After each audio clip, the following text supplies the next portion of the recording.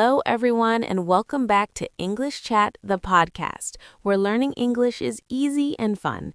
I'm Sophia. Hi, Sophia. Hello, everyone. It is so wonderful to be here today with all of you. I'm very happy to talk with you again, Sophia. I am happy too, Jason. How are you doing today? You look very excited today. Did something good happen? Yes, actually, something funny happened to me yesterday. I was planning my vacation for next month.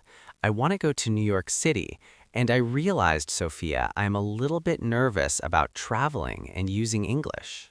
Oh, really? But Jason, your English is very good. Why are you nervous? Well, my English is okay when I talk to you or my friends, but when I think about asking for directions in a busy city or ordering food at a restaurant or checking into a hotel, I get worried. What if I do not understand? What if they do not understand me? Oh, Jason, I understand that feeling completely. I think many of our listeners understand that too. Traveling in a new place and using English can feel scary even when your English is good. Yes, exactly. I spent an hour last night trying to practice saying, "Where is the nearest subway station?" in front of my mirror. My cat was watching me and I felt so silly. That made me laugh.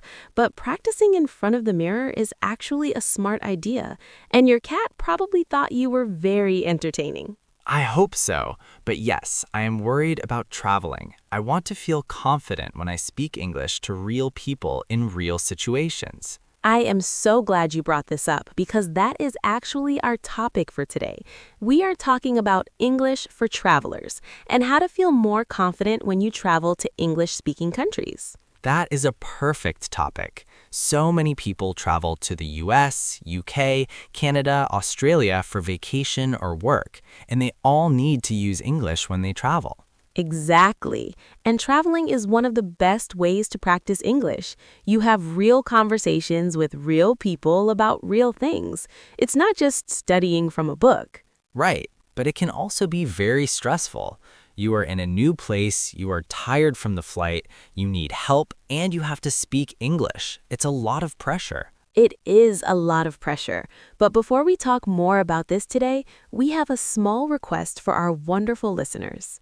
Oh yes, everyone, if you enjoy our conversations and find them helpful, please click that like button. It is just one small click for you, but it helps us so much. And please subscribe to English Chat, the podcast. We upload new episodes every day to help you learn English.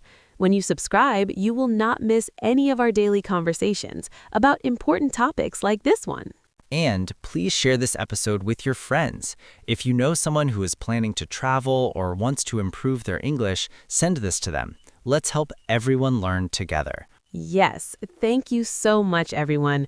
Okay, Jason, so you are planning a trip to New York City, and you're nervous about using English.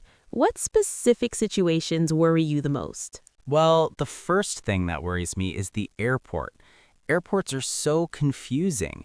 There are so many signs, so many people, so much noise. And I need to understand announcements, find my gate, maybe ask questions. I completely understand. Airports can be overwhelming, even in your own language. But here's some good news. Most airport English is very simple and repetitive. You hear the same phrases over and over. Really? Like what phrases? Like, where is gate 23? Or where's baggage claim? Or is this the line for check-in? These are simple questions that you can practice before you travel. Oh, that makes sense. So I can prepare these questions ahead of time and practice them. Exactly. Traveling is like learning choreography for a dance. You practice the steps at home, and then when you travel, you just perform what you already know. I love that comparison. Traveling is like a dance. I just need to learn the steps first. Yes. And you know what else? Most people who work at airports are very patient with travelers. They understand that English might not be your first language.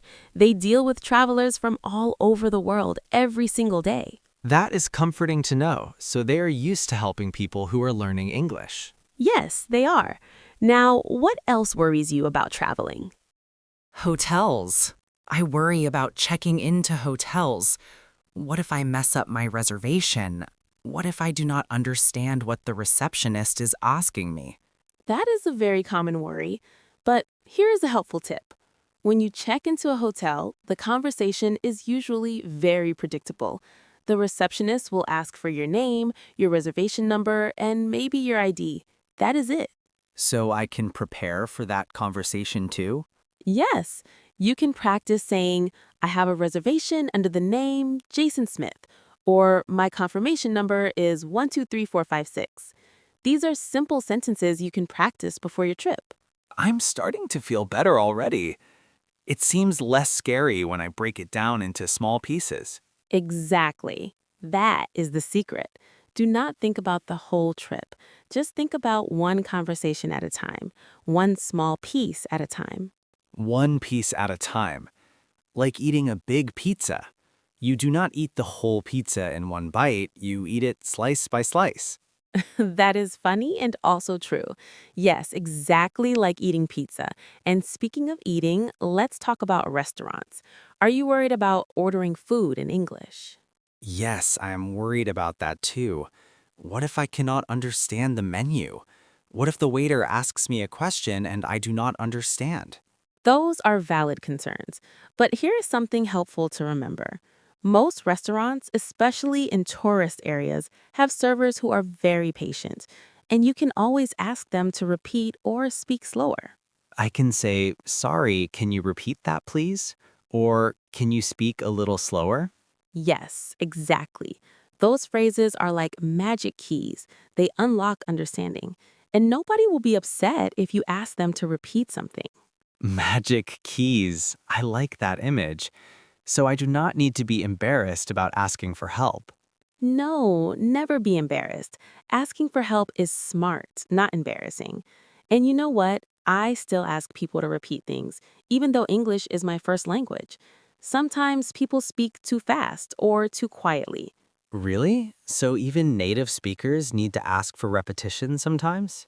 All the time, especially in noisy restaurants or busy streets, so do not feel bad about it. That makes me feel so much better. I thought I was the only one who needed things repeated. You are definitely not alone. And here's another helpful tip for restaurants. If you're not sure what to order, you can ask, what do you recommend? Or what is popular here? The server will help you choose. Oh, that is brilliant. So I do not have to understand the whole menu. I can just ask for recommendations. Exactly.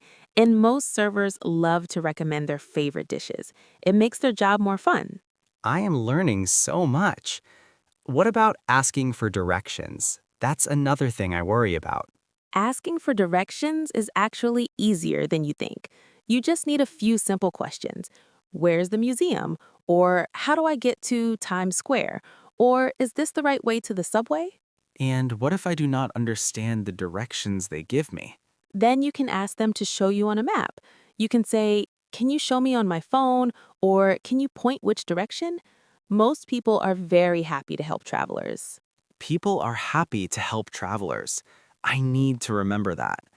I always think I am bothering people when I ask for help. No, you're not bothering them. Most people enjoy helping travelers. It makes them feel good to be helpful. It's like being a good neighbor. That's a nice way to think about it. So when I ask for help, I'm actually giving someone a chance to be kind. Exactly. And you know what else? Making mistakes is part of traveling. Everyone makes mistakes. It's how we learn and how we have funny stories to tell later.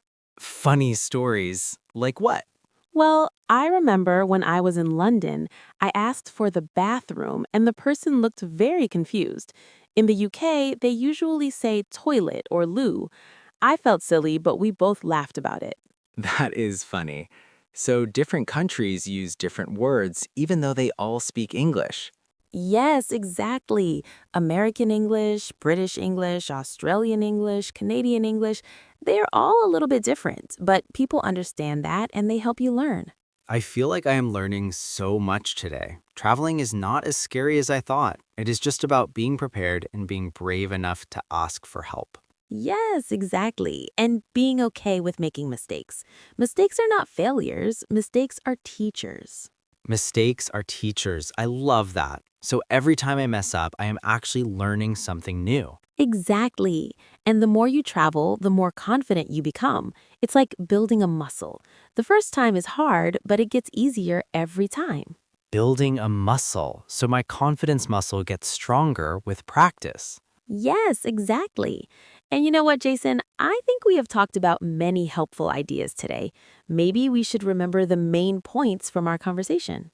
Oh, yes, let's do that. It was such a useful discussion. First, we talked about how traveling can feel scary when you have to use English, but most situations are actually very predictable and you can practice ahead of time. Right.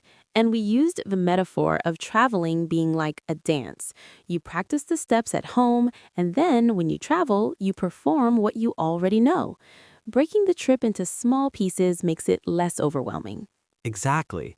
And we talked about how people who work at airports, hotels, and restaurants are very patient with travelers. They deal with people from all over the world every day, so they're used to helping people who are learning English. Yes, and we discussed using magic key phrases like, can you repeat that please? Or can you speak slower? These phrases help you understand, and nobody will be upset if you use them. And I really loved the point about how asking for help is not bothering people. Most people enjoy helping travelers. It gives them a chance to be kind. Exactly. And we talked about how making mistakes is part of traveling. Mistakes are not failures, they are teachers.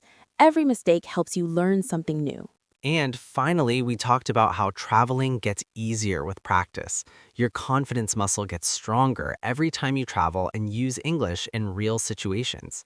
Perfect summary, Jason. I think our listeners feel much more confident about traveling now.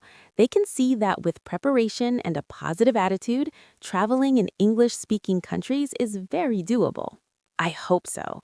And to everyone listening, please remember millions of people travel to English speaking countries every year. Many of them are learning English just like you. You can do this. You are brave for even planning to travel. That is such an important message. Traveling is an adventure. It's a chance to practice English, meet new people, and create amazing memories. Exactly.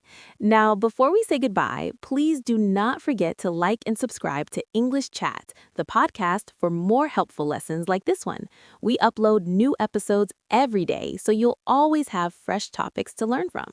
Yes, please subscribe. We have a new episode every day on different interesting topics. And we have a question for you for the comment section. We would love to hear from you. Tell us, have you traveled to an English-speaking country? What was the hardest part? Or if you have not traveled yet, what are you most nervous about? Yes, we love reading your comments and learning about your travel experiences.